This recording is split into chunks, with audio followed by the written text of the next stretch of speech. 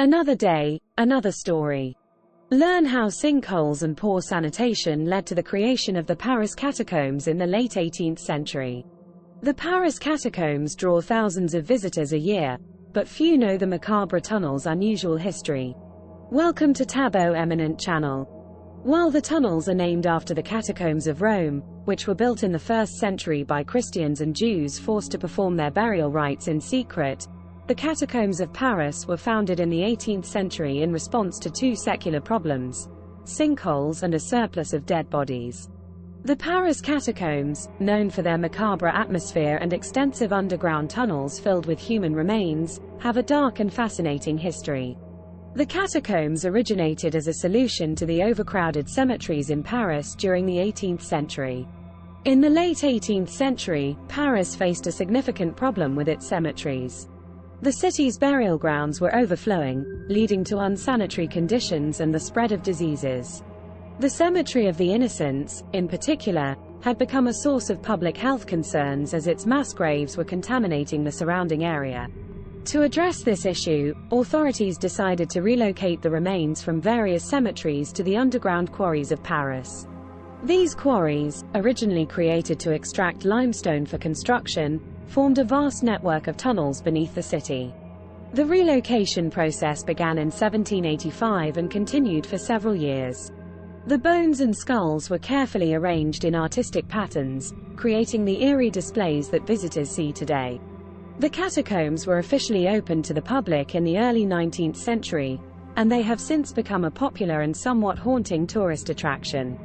Despite their current status as a macabre curiosity, the Paris Catacombs initially served as a pragmatic response to the urgent need for more space in the overcrowded cemeteries.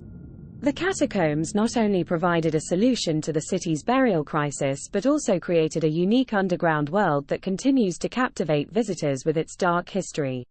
The story of the Paris Catacombs delves deeper into the fascinating history and the unique events that surround this underground ossuary. The catacombs' transformation from a solution to a burial crisis to a tourist attraction took place over several stages. Initially, the relocation of the remains was a meticulous process overseen by officials. Bones were arranged with care, and inscriptions on some of the walls commemorate the cemeteries of origin for certain remains. During the French Revolution in the late 18th century, the catacombs took on another dimension. The revolution brought about a period of intense upheaval, and the catacombs became a refuge for persecuted individuals, including revolutionaries and members of the French resistance. The maze-like tunnels provided a clandestine space for meetings and hideouts during this tumultuous time. In the 19th century, the catacombs gained further attention when they were opened to the public. Initially, access was restricted, and visitors needed special permission to explore the underground world. However, as public interest grew, the catacombs gradually became a more accessible attraction. Throughout the years, the catacombs have been the setting for various urban legends and stories of exploration. Some intrepid individuals have ventured into off-limits sections of the catacombs, adding an element of mystery and danger to this already captivating site. The catacombs continue to be a subject of fascination for artists, writers, and filmmakers. They have been featured in numerous works of literature and cinema, contributing to their reputation as a place where history, art, and the macabre intersect. Today, the Paris Catacombs are a popular tourist destination, drawing visitors from around the world. The guided tours provide insights into the historical, cultural, and architectural aspects of this unique underground site, allowing people to appreciate the complex layers of its history. The dark origins of the Paris Catacombs have evolved into a compelling narrative that continues to captivate those who explore its subterranean depths. Sinkholes in Paris. Notre Dame. Les Invalides. The Louvre. Many of the City of Light's most iconic buildings are made of Lutetia limestone, or Paris stone, which has been mined from quarries on the outskirts of Paris since Roman times. By the late 18th century, the city had expanded so greatly that much of it was built directly above the old mines, leading to unstable conditions. Darkness lurks in the Paris Catacombs. In 1774, a massive sinkhole in the Rue de l'Enfer, Road to Hell, engulfed houses, carts, and people, who fell over 84 feet to their death. Multiple sinkholes over the next few years caused panic and outrage. In response, King Louis XVI created the Inspection Générale des Carrières, or IGC, in 1777 to map and maintain the quarries. Chief Inspector Charles-Axel Guillemot began a race against time to locate material to shore up the vacant mines. A growing public health problem provided the grim solution: overcrowded cemeteries and cadaverous miasmas. In the 18th century, most Parisians were buried in communal graves on the grounds of their parish church. The graves were left open until they were full, a process that could take months.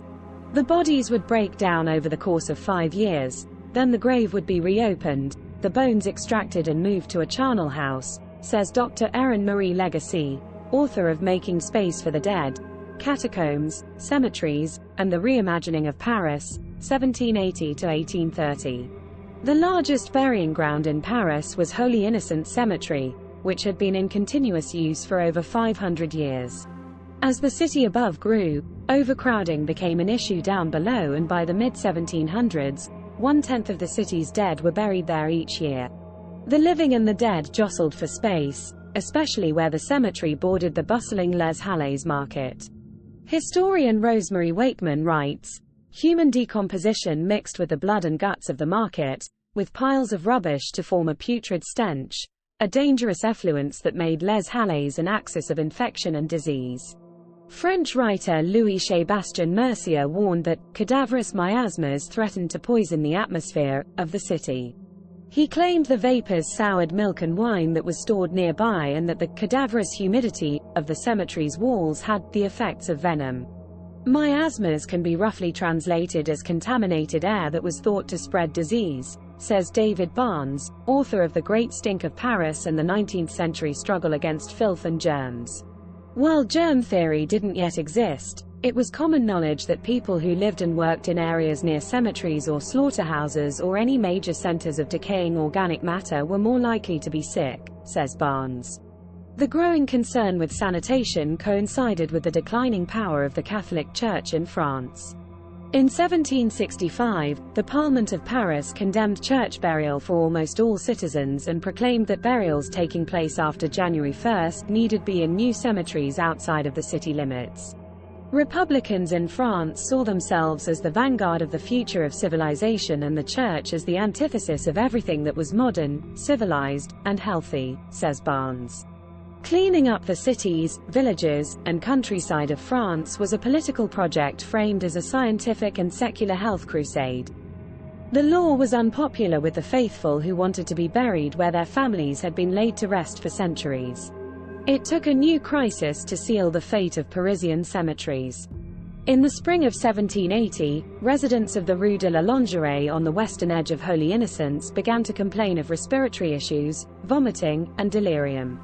When inspectors came to investigate, they found that gases from decomposing bodies had burst through cellar walls and risen to the ground floor of at least 3 homes. A royal ordinance declared Innocents a threat to the city and closed it down. The Empire of the Dead. In December of 1785, workers began exhuming bodies from Holy Innocents at night and carting them by torchlight to their new resting place, the city's catacombs. It was a marriage of convenience, with the vast underground mines offering a local, and more sanitary, storage solution. The Paris Municipal Ossuary, as the catacombs were officially named, was consecrated on April 7, 1786. The outbreak of the French Revolution in 1789 put a temporary halt to Guillemot's plans, but as bodies piled up during the Reign of Terror, the city's dead began being directly buried in the catacombs, which had gained a new reputation as the Empire of the Dead. There are no headstones or markers for individuals in the catacombs. Parisians from different classes and centuries are laid to rest side by side. The catacombs are a space of equality. You have the bones of nobles next to a pauper and you can't tell the difference. Equality in death had long been a Christian message, but in the wake of the French Revolution, it also has resonant political undertones, says Legacy. The bones from over 6 million bodies were shaped into archways, tunnels, and walls. One 19th century visitor recalled, "Bones bend into arcs, and rise into columns, An artistic hand created a kind of mosaic out of these final remains of humanity, whose ordered regularity only adds to the profound contemplation that this space inspires. Here, all distinctions of sex, wealth, and rank have finally disappeared. The catacombs as tourist destination.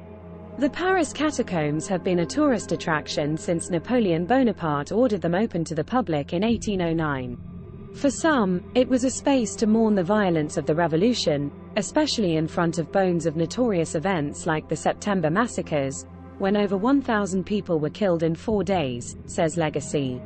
Others sought thrills and entertainment on their candlelit tour. It was a way to safely confront death and violence in the aftermath of a tumultuous, high-anxiety period, says Legacy. The French obsession with the frights of Gothic fiction and the macabre could be viscerally felt in the cool, underground caves lined with anonymous bones. Visitors could observe the black line on the ceiling of the Paris Catacombs meant to guide anyone who got separated from their tour. Lines that would be invisible should your candle go out. Cataphiles, or the secret life of the catacombs. Only 1.5 kilometers of the 300 kilometers of tunnels that form the Paris Catacombs are filled with bones. The rest of the tunnels have been used for everything from subterranean mushroom farming to beer storage to serving as a bomb raid shelter and meeting place for the French resistance during World War II.